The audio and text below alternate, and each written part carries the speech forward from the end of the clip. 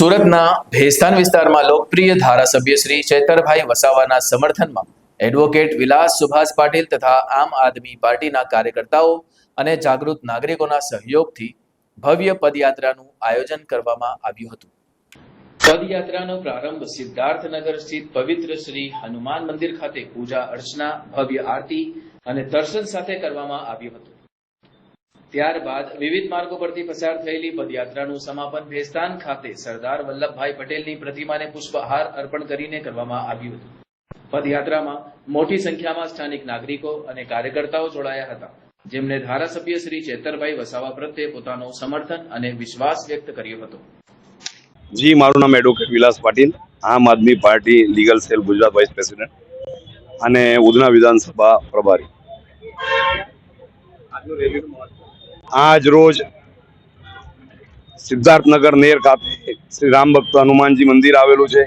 હનુમાનજી મંદિરની અંદરમાં આજે અમારા કાર્યકર્તાઓ, ઉધના વિધાનસભા 84 વિધાનસભાના તમામ પદાધિકારીઓ, મહિલાઓ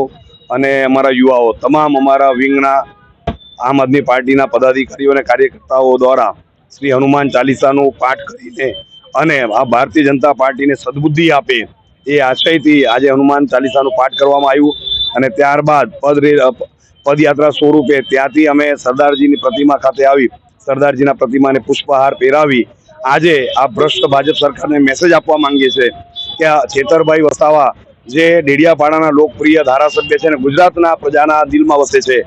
એવા લડવૈયા લીડર ધારાસભ્યભાઈને આ ભારતીય જનતા પાર્ટીની ભ્રષ્ટ સરકાર દ્વારા એક બોગસ ઊભો કરેલો કેસ ખોટો ઊભો કર્યો, ખોટા સાહેદો, પંચો અને સાક્ષીઓ ઊભા કરી ખોટી ચાર્જશીટ કરી અને ચાર્જશીટને આધાર બનાવીને જે રીતના નામદાર કોર્ટમાં 7 વર્ષની સજા ભાઈશ્રીને આપવામાં આવેલી છે, તેના વિરોધમાં એ સજાથી જે આપવામાં આવે છે તે ખોટી રીતે આપવામાં આવેલી છે, તેના વિરોધમાં નામદાર હાઈકોર્ટમાં અમારી લીગલ ટીમ કામ કરી રહી છે। અને સાથે સાથે